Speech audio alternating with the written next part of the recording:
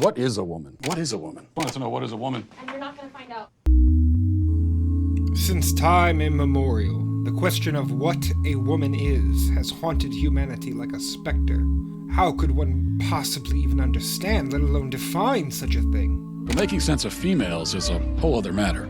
Women. They are a complete mystery. Recently, as trans theories have spread, there has been renewed interest in this question by essentialists that want to restrict womanhood, and all the stereotypes and expressions of women, in an immutable biological essence. What is a woman? Can anyone here at the Women's March tell me what a woman is? Unfortunately, some trans theorists have done a very poor job providing a definition that includes all the social aspects of gender and is inclusive of trans women. Person who identifies as a woman. But what are they identifying as? As a woman. But what is that? As a woman. Women only know what women are. Womanhood is something that is an umbrella term. It includes people That describes what? people who identify as a woman, as a woman, as a woman. What is that?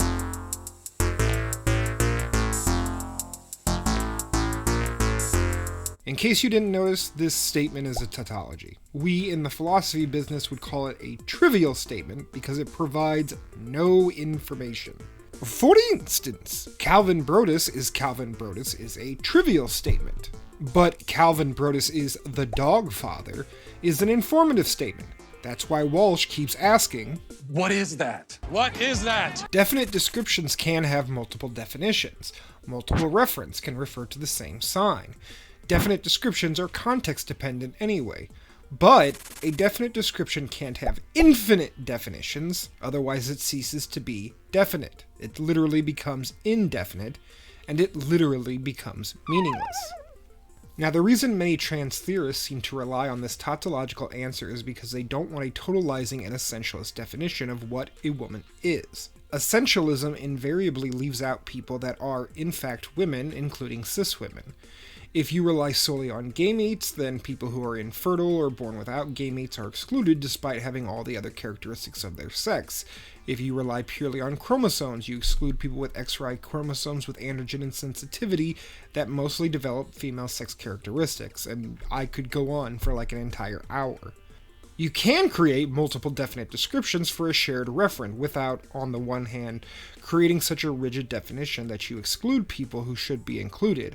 Ultimately, essentialism falls into the trap of idealism, and, on the other hand, without getting lost in meaningless relativism. Womanhood itself, or the definition of what a woman is, has already done a great deal to expand beyond mere biology.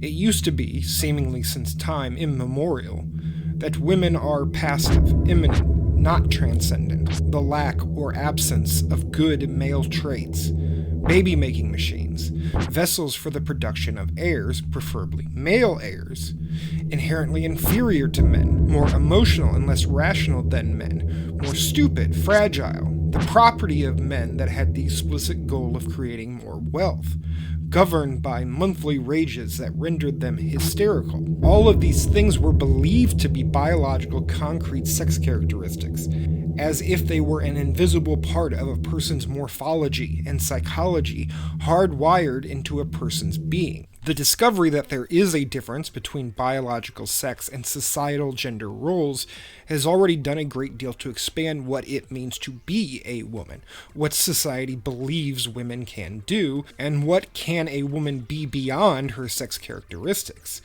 In these times, we recognize that women can be brilliant, strong, athletic, leaders, exist independently of men, is and equal to men, and so on and so forth, and so on and so forth, and so on and so on and so on and so on and so forth, and so on and so forth. So we already recognize that women are more than their biological sex, and have aspects of their lives entirely independent of biological sex. I'd like to propose a definition that won't be a simple tautology and seemingly refer to everything and nothing, but also isn't purely reducible to biology. Alright. A woman is an adult human with more female sex characteristics than male sex characteristics and or a female embodiment.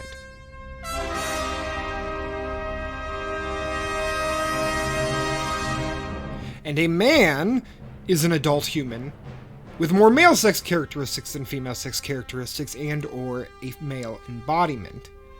And someone who is non-binary or gender non-conforming or genderqueer, they all seem like the exact same thing. So leave a comment if you can actually articulate a difference between them.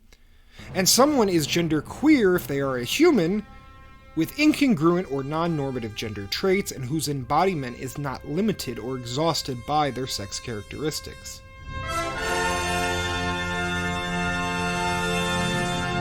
I never said they'd be simple definitions. These things are far more complex than the gender-critical dinosaurs would have you believe. I'm not bigoted and I'm not a dinosaur. You may have noticed my focus on this word embodiment and my omission of the word identity. Let me explain. Identity... Honestly, this word has just gotten so exhausting. Everyone has an identity. In fact, you could make an argument that people have multiple identities related to different social grids of intelligibility. But this word identity is so nebulous and so subjective that it can be hard to make heads or tails or whatever else lieth betwixt of it. And identity really reeks of the old Cartesian mind-body dualism, a soul or mind which you have no access to with your senses but are just supposed to assume exists. Even if you substitute the word soul or mind for brain, it's still a fallacy. Your brain is just as much a part of your body as any other organ, and it's honestly inconceivable to even think of yourself without some type of corporeal form or body image. And your brain is just as much affected by your body as your body is it. The brain is constantly rewiring itself depending on your bodily conditions and your environment. There is no mind versus matter. Instead, there is a minded matter or embodiment. One's embodiment is the way one inhabits space and time, the relations between oneself and the world. Philosopher Maurice Merleau-Ponty said, quote, "I am not in space and time, nor do I think space and time. Rather, I am of space and time. My body fits itself to them and embraces them. The scope of this hold measures the scope of my existence." As soon as one is born, one's physical body is always already being absorbed and extended into a world. Furthermore, an embodiment is not like a costume which can be taken off or placed in a closet. One can no more remove one's embodiment than they could remove one's entire skin or skeleton. One's embodiment is not limited by the physical body, but naturally extends beyond it. Referencing Merleau-Ponty, philosopher Gail Salomon says, quote, "A body becomes so by virtue of its interactions with what surrounds it, not because it is composed of a stuff that is radically foreign to its surroundings." Since our body exists by virtue of the world around it, our embodiment extends to those things in the world in which it concerns itself or shares solicitude with. Merleau-Ponty says, quote, "What I am only at a distance, yonder, in this body, this personage, these thoughts which I push before myself, and which are only the least remote distances, and conversely I adhere to this world which is not me as closely to myself. In a sense, it is only the prolongation of my body. I am justified in saying that I am in the world." Our thoughts are connected through the medium of our embodiment to the objects in the world which we perceive. Because of my embodiment, my thoughts only exist in an always already existing relationship with objects in the world. Our embodiment is of our body, just as our sex characteristics are of our body. The phenomena of sexual desire, where our erogenous zones, which includes but is not limited to some sex characteristics, extend or desire towards others, reveal that our sex characteristics are inherently extended by our embodiment as any other part is. How do our sex characteristics fit themselves into space and time outside of the realm of sexual desire? Well, I am theorizing that sex characteristics fit themselves into space and time by attaching to gendered expressions as dictated by gender roles. I am proposing that embodiment, not gender identity, is the link between biological sex and the social construction of gender. We, as humans, are always already implied in a shared world with other humans. Merleau-Ponty says, quote, "The scope of this hold measures the scope of my existence. However, it can never in any case be total. The space and time that I inhabit are always surrounded by indeterminate horizons that contain other points of view. Our embodiment has a natural sense of being with other humans, from our copulation from two others, to our birth from another, to the mouth of an infant's relation to the breast of another, to all our familial and social relations.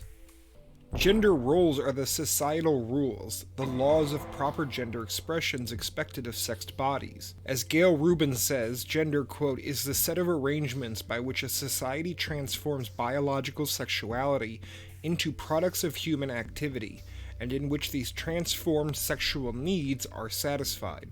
They are simply what one does, what is expected by one, one's inauthentic relationship to oneself. One's male body is expected to be masculine in his expressions. One's female body is expected to be feminine in her expressions.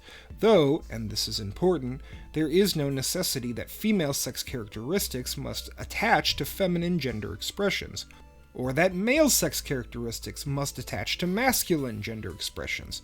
Normatively, they do, but this is not a necessity. And just because something is normative does not mean it is good, and conversely, just because something is non-normative does not mean that it is bad. Our embodiment can express whatever gendered traits it damn well pleases. There are masculine females and feminine males. This is why sex and gender are two different things. Earlier I said a woman includes someone with a female embodiment, and a man includes someone with a male embodiment. I didn't say a feminine embodiment or a masculine embodiment. I implied that our sex characteristics directly determine our embodiment, because an embodiment seems to fall within a female or male category, or intersex category. And I left open the fact that male bodies and female bodies can attach to, become extended through, gendered categories across the spectrum and in directions hitherto unmentioned. At the same time, in an attempt to include trans people within the gender categories of woman and man, I explicitly included an and/or. A woman is an adult human with more female sex characteristics than male sex characteristics, and/or a female embodiment. Under this definition, an adult human could still be a woman, but have no female sex characteristics as long as they have a female embodiment, though they still would be biologically male or intersex. So, if sex characteristics determine embodiment, why would a person develop an embodiment opposite to their sex characteristics? Well, this isn't as surprising as it may seem. Because a person's embodiment extends beyond the physical body, there are situations in which part of a person's physical body do not perfectly align with said person's embodiment. A person's embodiment can be viewed as a type of body image, or map, though it would be more accurate to say that a person's embodiment is continuously in the process of cartography, of generating our body image. This can be seen in the phantom limb phenomena. The vast majority of people who've lost a limb can still feel it, not as a memory or vague shape, but in complete, lifelike detail. They can flex their phantom fingers, and sometimes even feel the chafe of a watch band or the throb of an ingrown toenail. And astonishingly enough, occasionally, even people born without a limb can feel a phantom. This implies that our embodiment is constantly remapping the limits of the body. People born without arms can also have vivid phantom limbs. They can swing them around, wave goodbye, and make complicated gestures. This implies that people are born with embodiments that, while always incomplete, provide a type of totality. To return to the sexier elements of bodily cartography, cis males who have been castrated often report experiencing a phantom phallus. Cis females who have received double mastectomies sometimes experience phantom breasts.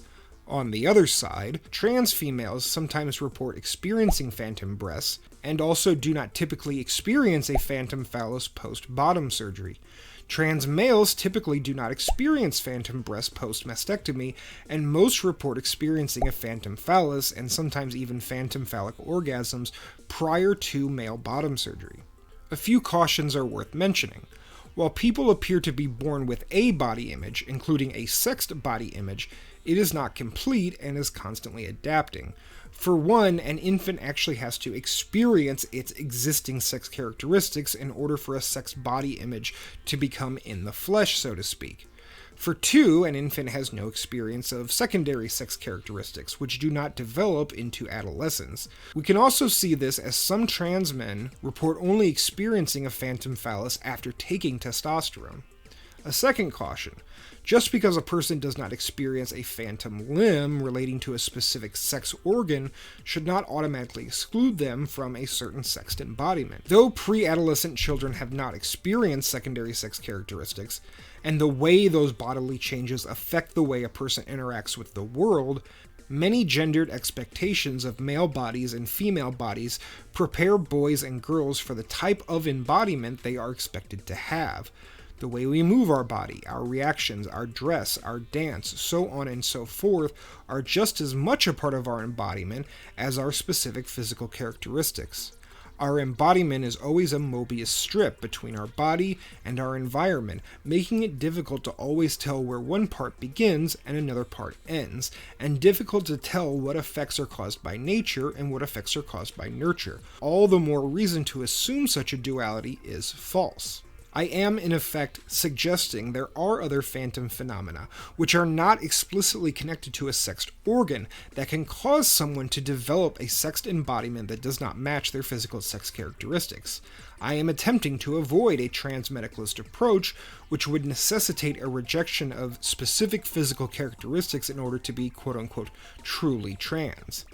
This way, a transsexual woman, i.e. a person who desires to medically transition away from their birth sex of male, would still fall in the category of woman or girl prior to medically transitioning, or if they are unable to medically transition despite having the desire, though most transmedicalists would consider this person to be truly trans. But this also includes trans people who do not choose to medically transition, or do not have dysphoria related to specific sex characteristics. A third caution: this embodiment is not reducible to gender identity, because how could a baby have a gender identity prior to being categorized in a gender role or gaining the knowledge of gendered expressions? A baby is born with a constantly adapting embodiment. Based off of the sex characteristics a baby has, they are assigned to a gender role, either masculine or feminine. A person is assigned a gender role and expected to comply, and through the continuous reiterations of gender expressions, develops a gender identity that is relatively stable, that can be very rigid in some people and more fluid in others. It is this preliminary conception of embodiment that I am using to justify the possibility that someone born male, or intersex, can nevertheless still develop a female embodiment, and someone born female or intersex can nevertheless still develop a male embodiment, and someone born male, female, or intersex can nevertheless still develop an embodiment that is not limited or exhausted by their sex characteristics. But, and it's a bigger but than the one I sit on, have I really said much different by switching out the concept gender identity for gender embodiment? How is I identify as a woman different from I embody a woman? Is identity itself separate from embodiment? Is it the same? Is it a species of embodiment, or is it a genus? Both statements are self-identifications. Self-ID is epistemically a pain in the ass, because it relies on pure subjectivity and lacks any objective way beyond faith of determining the truth content of the statement. It's why self-identified fascist theocrat Matt Walsh can make trans theorists that rely purely on self-ID look ridiculous. Part of the problem with those who solely rely on self-ID in the documentary What is a Woman is the absolute unwillingness and even indignation that they must define their terms. Regardless of whether you say I identify as a woman or I embody a woman, if your thesis rests on because I said so as its ultimate presupposition, then you are as dogmatic as the medieval priests who said, we keep the Bible in Latin for a reason? Just trust us. You must be able to ground your argument in something more than mere self-ID.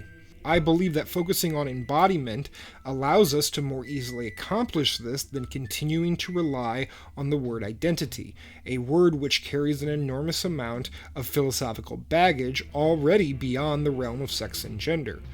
We can perceive a person's body, and we can perceive the way their bodies interact with the world, meaning we have at least some objective perceptions of their embodiment. As soon as a human is born, it immediately begins the process of attempting to make sense of the world it is thrown into. We also can perceive that a newborn has a body, and therefore an embodiment. We cannot perceive whether a newborn even has an identity or not, let alone a gendered one. Research shows that by 18 to 24 months, toddlers already begin to understand gender expressions, and the categories or social laws which organize these expressions. This appears to be the earliest we can empirically confirm that a person's embodiment has become gendered, which is to say a body is able to actually interact and utilize gender expressions as a means to understand social patterns and relations, i.e. as a way to relate with others. But I could be completely wrong. This is just some strange sketching out of this concept of embodiment, a concept that I plan on returning to in future videos. Leave your comments and the thoughts. Thank you for watching, thank you to my patrons, and I'll see you the next time you make a wrong turn in one of my strange corners of thought. Bye.